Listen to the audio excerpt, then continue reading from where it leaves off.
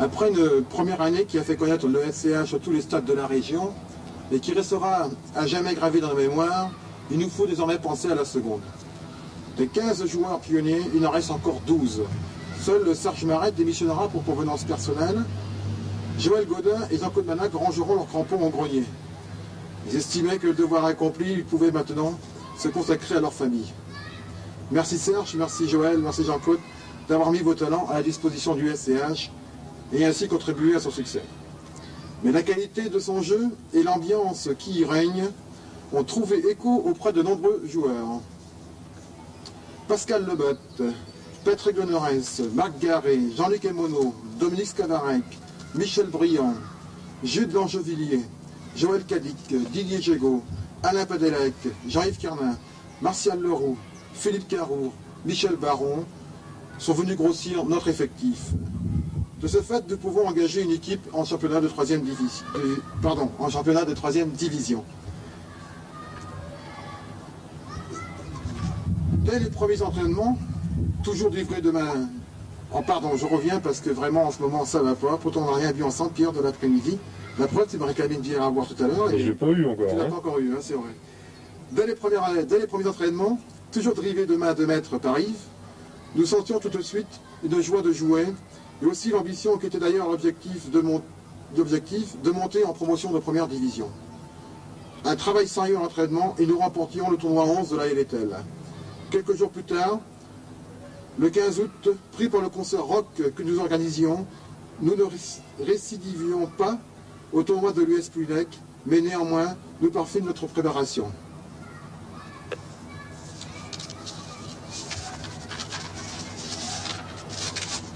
Puis c'est le championnat.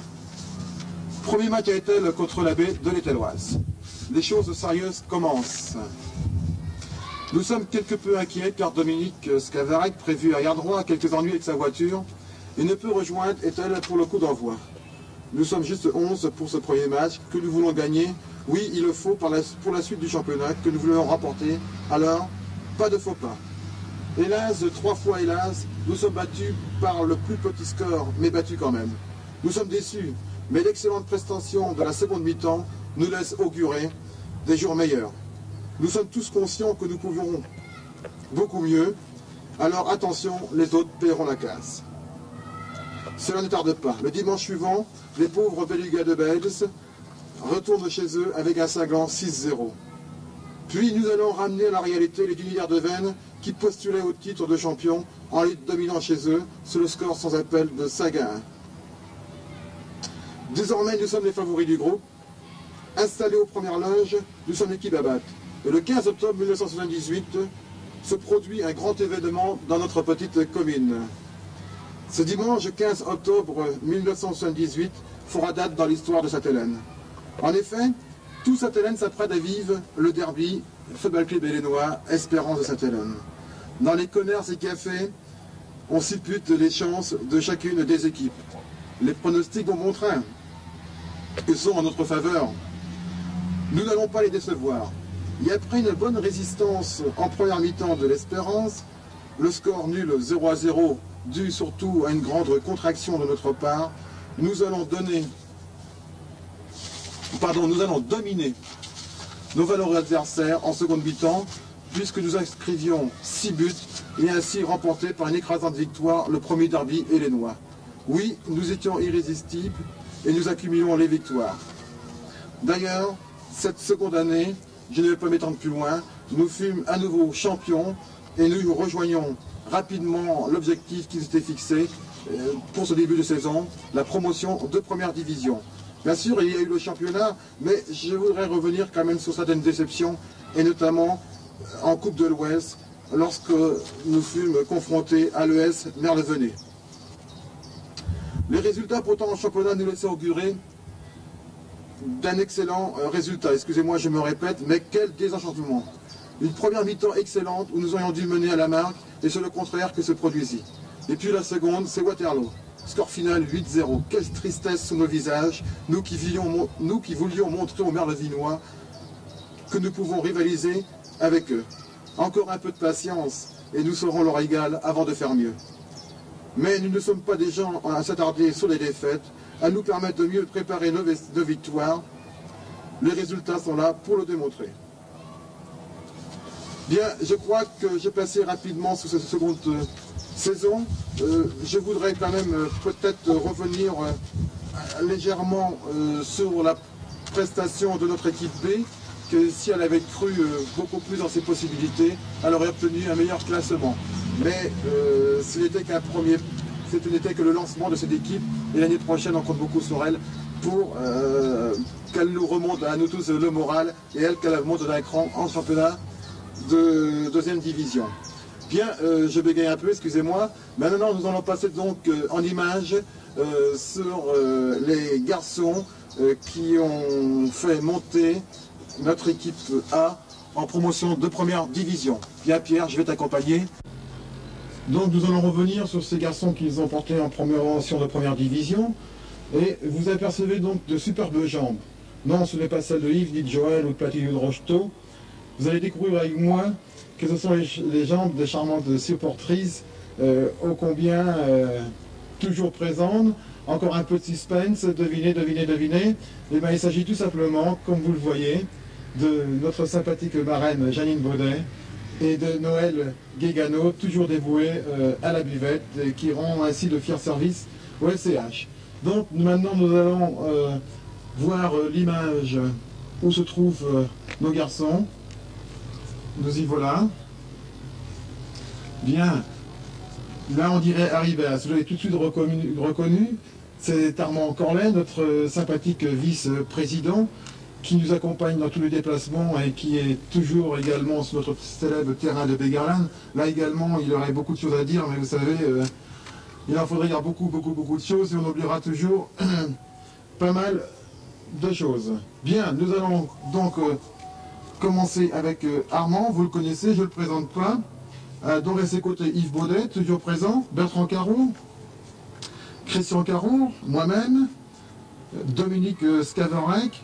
Alors lui, c'est sa première année parmi nous, et c'est un garçon qui est apprécié de tous. Très attachant dans la vie comme sur le terrain, il s'est vraiment adapté à son nouveau club. Toujours dévoué, toujours présent, il a été un élément précieux dans la conquête de titres. Puis à ses côtés, il y a Pascal Lebotte. Il ne lui manque pas grand-chose pour s'épanouir totalement. Fin technicien, courageux, surtout en début de saison, il éclatera sûrement la saison prochaine. Une joie de vivre, de jouer, de s'amuser, qui font plaisir à voir. Lui aussi participe activement à l'excellente ambiance qui règne chez nous et provoque plus souvent qu'à son tour des prolongations, généralement mal vues par les talus qui se font tout petits sur son passage. À côté de Pascal, il y a donc Jean Leroux, le père de Martial, qui nous a rejoint cette année et qui donne un grand coup de main au club en participant activement à la vie du club. Alors je passe rapidement sur Jean. En dessous, il y a donc son fils Martial. Martial, qui est une excellente recrue, qui lui également a beaucoup de talent. Il sait tout faire. Peut-être lui manque-t-il un peu de constance dans l'effort, mais sa prochaine union avec la charmante Sylvie, vous voyez comme le temps passe, puisque maintenant il n'est pas encore papa, mais il va pas tarder à le devenir. Mais donc sa prochaine union avec la charmante Sylvie, et vont sûrement l'encourager dans ce sens. Le SCH compte beaucoup sur lui la saison prochaine. Bien, nous avons vu Martial, maintenant nous arrivons à Jean-Yves Gloec, je ne le présente pas, il a déjà été présenté l'année dernière. À ses côtés, toujours Joël Touvelin. Vous voyez que l'effectif, quand même, de la première année est bien présenté. À côté de Joël, il y a donc un nouveau qui s'appelle donc Patrick Le Neurès. Alors Patrick Le Neurès nous vient tout droit de la Nester. Il a découvert le football sous deux couleurs. Sa première année très encourageante. Son assiduité à l'entraînement, sa volonté de progresser, sa soif de but font qu'il fut un précieux élément et qu'il fera encore beaucoup mieux la saison prochaine. Sa volonté de s'imposer est à la mesure de sa passion pour la conversation. C'est tout dur, je dis bien c'est tout dire pour ceux qui connaissent Patrick. C'est un joyeux vivant et même lorsqu'il est devenu papa tout récemment, il participait activement aux joyeuses prolongations. Puis à ses côtés, Alain Padelec, le frère de Jean-Michel, qui lui vient de Locmiquélic, qui est un très jeune joueur et qui a un talent, mais alors un talent très prometteur.